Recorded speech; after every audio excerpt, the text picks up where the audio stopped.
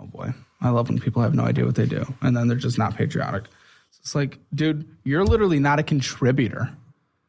You should be the most patriotic person. You contribute nothing. I mean, you contribute literally nothing. You've only been a taker, and yet you're the one that doesn't like the country. I would then the leave one if that I gives could. everything is the one that likes it. I would leave leave for if I where? could. Anywhere. I used to live in Germany. I'd rather Grass live is there. always greener. What would you be doing in Germany? I could still be an artist there. Somebody that we talked about quite a few times on this show, and this is due in large part to the fact that even though his show is a financial show called Financial Audit, he ends up tending to get into territory that is often related to what we talk about, which is politics, culture-related stuff, and of course, because his show is like inadvertently the biggest exposer of VA disability fraud that I've seen in my entire life. And by the way, while a lot of people are going to show you the clips of the girl that says, oh my God, I'm not patriotic, I hate the evil bad orange man, I want to leave the United States of America, and all sorts of other stuff that are standard fare among these blue-haired feminist types, the thing that I also just want to focus on is the fact that both of these individuals are benefiting from the VA disability system. This blue-haired girl is getting her college covered because both of her parents were in the military, and they're both claiming 100% disability. So I'm an art student. So I get money from the VA to pay for Why? because both my parents are 100% disabled. Okay. So I have Chapter 35. Okay. So you don't pay anything for college. Nope. And you're using that opportunity for a art degree. Yep. Now, we don't know that both of her parents are not disabled. I'm not trying to say that this is an instance of fraud, as we like to call it, for fraud disability, for fraud. But again, it is notable that the fact that they claim this 100% disability ends up covering huge portions of her college tuition, which of course is something that she uses for an art degree. And again, she is getting this art degree without having to take out as many student loans as maybe you would or your kids would if you were not in the situation where you were benefiting off of this particular program. But of course, what we find out about 15 minutes after we hear about her VA disability story is that he is actually getting about $2,070, according to himself, for VA disability, despite the fact that where he would have gotten injured doesn't appear to make any sense. I think my net is around 5,800 a month, and then I also get disability from the VA. Why do you get disability? You were in the military? I was in the Navy for 2 years. What'd you do? Okay, he went to school and the Navy paid for it and then he got out medically. I was Naval Reserve, and then. And what's your disability? Other than your depression hairline? and anxiety. What's that net again? 5,500? 5,800 for the salary, and then the money that I get from the VA is around like 2,070. So join the Navy for 2 years, goes to school for the entirety of those 2 years, and then leaves the Navy early due to the fact that he's on disability, and again, continuously uses the military in order to pay all these different benefits for a guy that, again, is constantly pursuing all these different various degrees. Now, of course, these two individuals that are great beneficiaries of the taxpayer, and again, if you're somebody who's actually disabled, and if you're somebody who served the country and went to war, and maybe you're a little bit scammy in your disability, I don't feel the same way about you than I do about these people that never leave base, or in this case, never leave the classroom, and somehow are getting my taxpayer money. But considering the size of VA disability benefits in terms of the federal budget, it's something that we got to talk about. It's something that eventually we're going to have to look into, because obviously something is going on when so many guests on Caleb Hammer's channel end up claiming these benefits, making a crap ton of money for doing absolutely nothing, and their story of their injury is not a story of a combat injury, is not really a story of even an on-base physical injury. It's something like anxiety and depression, and maybe things they brought with them into the military that they're now getting paid for life as soon as they leave the military. But again, this isn't exactly what we're going to talk about today. What we're going to talk about is how these individuals who benefit greatly from the taxpayer obviously are very anti-American. They're very pro pro-feminism and whatnot, and they want to take down the United States of America and flee this country. Again, the country that is providing them all this free crap that they do not pay into to cover. Now, this is what we're going to talk about, but before we do, I want to thank everybody who supports this channel via actualjusticewarrior.com/join. Give me the money. Give me the money, okay? That makes sense. Are you not patriotic? With blue hair, you think I'm patriotic? You can still be patriotic and be wrong about Why economics. would I be patriotic when we're spending more money on bombs than we are for like social justice or like social programs? We spend 50% of the federal spending on social programs. Like what? Social programs, Medicare, Medicaid, mandatory spending, SNAP benefits, veteran benefits. You mean the SNAP benefits that people just got taken away from them? You think everyone just got taken off SNAP? Most people Everyone. did. You think the majority just got taken off SNAP? Yes. Our military spending is 10 to 20%. And that's The bombs you're freaking out about, 10 to 20%. It's egregious. We spend 50% on social programs. I'm a military kid, and I can tell you that is not needed. So it's so funny when these people end up saying, look at me, look at the color of my hair. There's absolutely no way that I'm patriotic with this hair color, because again, it just goes to show you that these people who supposedly are doing things like dyeing their hair in order to express their individuality are actually doing so in order to fit in with other people that match their ideology. Bro, you literally just got the information that you were just wrong, and yet you're still doubling down. We don't spend the majority on bombs. Okay, maybe it's not the majority, but it's It's not too even much. close to the majority. It's not even a quarter. It's far too much. Okay, you could advocate for that, but that all of a sudden doesn't mean you just said we don't spend anything on social. That's where like more than half of our money goes. Like, what are you talking about? I think it needs to be more as into usual, social you're programs. uninformed about everything. I think it needs to be more and into then you're social just not programs. patriotic. What do you mean? We spend more than like anyone. Like, yes, you're an NPC. You're admitting to being an NPC. We can all see it for ourselves. It's absolutely embarrassing.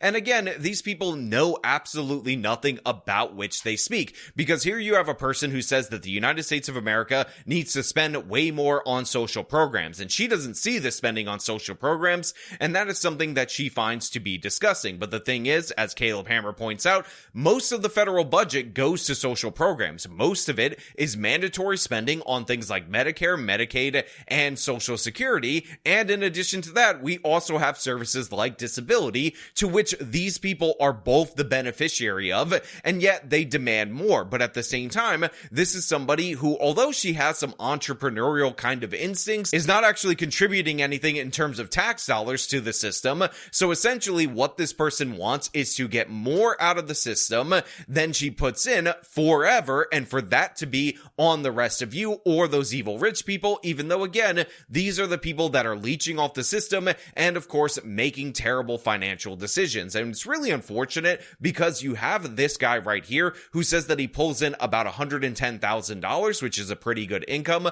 I believe they live in Texas. They had to move from DC after he was laid off with the federal workers that were laid off, which is one of the reasons why they hate the evil bad orange man. But the thing is, this might be the exact kind of person that you would want to lay off from the federal government, as Caleb very not nicely expresses. Why'd you guys move here, by the way, from DC?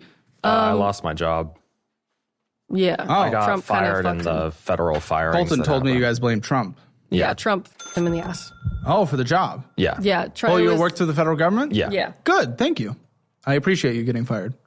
I would like to not spend as much in taxes. What the Why do we employ so many people? I mean, it makes no working at a sense. federal research lab that provides goods for society, I would say, is a good thing. Well, in What's for general. society, your defense. Okay, so Trump fired you, I guess. The federal government was the highest laid off sector, but I mean, it does overemploy dramatically. Yeah. So It shouldn't be a jobs program. Yeah. But I'm actually going to explain in greater detail based on listening to this podcast in its entirety, which, by the way, will be linked in the description of this video under where it says sources. Stop saying you can't find it there. It's there. Just look. Don't be lazy. Crazy. You guys are dying in debt. $7K? Again, for your degree collection, it isn't actually even providing anything for the household. Do you not understand the difference there where she's out actually contributing to this world and you're doing nothing but a ego boost? I And mean, you're if I spending finish money on my it. degree, She's earning money, you're spending money. Double my income. Potentially, but the thing is, in the worst situation you guys have ever been in order for your degree collection, you're putting all that money in there. I need more degrees in order to get where I need to go. Yeah, no one's ever made that much money without degrees. To a certain point is what I'm saying. It's the timing thing, man. It's the timing. Worst time to spend. By the way, that doesn't even account for, I mean, you guys spent outflows $25,000 where income was 12. So Caleb ends up calling this guy out because, of course, he is somebody who emphasizes college degrees over absolutely everything because he's essentially trying to collect credentials. Now, of course, this guy says, oh, I need it to increase my income. It's all going to be to my benefit. But even when his wife appears to have a business that could, maybe grow and actually produce an independent income, this guy wants her to stop what she's doing and actually end up pursuing her degree, which is an art degree, which is obviously not going to benefit her all that much in terms of marketable skills. But the thing is, this guy was working for the federal government. So I believe that part of the reason why he is so degree focused is because unlike regular people who borrow from the student loan program, if you work from the federal government and you make a certain amount of payments over a certain amount of time, you can get some of those loans forgiven. So I think part of the reason he was so bitter about being laid off by the federal government is because he intended to pass further costs onto the American taxpayer, again, rather than, actually pay for the things that he spends himself, which is one of the reasons why he's on financial audit. I would say that at the end of the day, we need the money from the VA for their schooling, and that brings in more than... this is the opportunity to finally get their degree. They won't get this opportunity again. Now, to be clear, these are two dots that I'm connecting. This is me speculating, but it's very interesting to see somebody be so angry at the current political administration while not knowing anything about the policies that they're speaking about, demand all this additional government welfare spending while they're quite literally leeching off the government teat themselves. And in addition to that, they're purporting to be feminists. This woman identifies as a them, which again is a struggle for Caleb at a different part of this podcast. I'm assuming there means yours. Yes. Are we on the they them pronoun pipeline? I mean, I have blue hair. We're not surprised. Really think, Should I ask you yours or do we? I'm kind of fine with anything. Okay, great. I love that. Sure. Why not? Okay. So art degree, they them, and blue hair, we get it. But here's the thing. If their business is making $50,000 without her can I be like name the phobic of your choice? I don't care. Can I be phobic for a second? Can't you just be her for a second so I can just speak? So I can just say words? I don't mind any. Thank you. I just want to be able to talk without doing equations in my brain. Oh my gosh. I went to school. I learned him and her. And of course, this guy, the male feminist, has the most woke answer, the most annoying answer that we end up hearing from all of these types that spend way too much time online, which is they, them is in Shakespeare, by the way. Do what you want to do. You also use they, them when you don't know the gender of the person. I mean, they, them goes back to Shakespeare. In what context? Even though, again, you absolute idiot, despite the fact that you're going to university time and time again, you're not Shakespeare. We're not in the Shakespeare times, so shut the hell up with the, oh, they, them is in Shakespeare, therefore it's perfectly normal, when you're asking people to do stuff that is completely abnormal. But the thing that Caleb ends up finding out through him interrogating these individuals is that the performative feminism, or the outward feminism with the blue hair and the political beliefs, is just that. As many people have found out who have dated feminists, they're feminists in the streets, but behind closed doors, in the sheets, if you will, they want to be controlled. So what we end up finding out is that this girl, again, all about her women empowerment and whatnot, is essentially subservient to everything that her husband demands of her. Again, very traditional for people who are going out of their way to present as untraditional. And again, she is allowed to become a stripper under this guy's watch until they have a kid. Then she has to switch to OnlyFans, and he wants her to keep doing that as a business. But her actual business that doesn't involve taking her clothes off, this is something that this guy is vehemently against. And one of the things that's absolutely hilarious about these individuals is the fact that, of course, this woman who has a child, unfortunately, is also a perpetual child, because as Caleb Hammer is hitting them on their relationship, she needs a little bit of a break. She needs to go to a safe space. You went into stripping in OF. You have a choice? That was the only entrepreneurship he actually encouraged. What do you mean choice? There's no choice. He's not giving you a choice. Where's your choice? You don't have a choice. This isn't feminism. This isn't helping you out as a woman. You being a leader as a woman and pulling out, nah, this is on you, buddy. I'm bringing up the shit that you're doing that she's seeing for the first time, and it's hitting her. There's no choice. He's not giving you a choice. And I don't want you to be all of a sudden convinced that you have a choice. It might be in love from his perspective, but it's from a domineering, perverted worldview.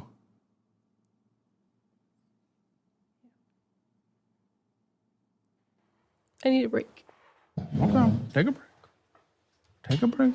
You're good. Which again, just goes to show you that these are people who should not be able to vote in terms of their IQ level, yet their vote counts just as much as yours, and they are very much into politics, even though again, they don't bother to learn anything about it. In fact, this girl actually had a Sarah Palin moment where he asked her what her sources were, and she couldn't name any actual source. I would like to be more informed on it. Why have an opinion before being informed? I don't know. I try to not allow myself to. We all fail in that as humans. Mainly I try to stay as informed, but I forget a lot of the things that I read if I like, and I don't. Where do you read? A lot of like sources from like, I'm big. I was a psychologist for a while. Where do you read your information? Mostly journals. What journals? Depends on what we're talking about. From where? Mainly from government sites. Government sites.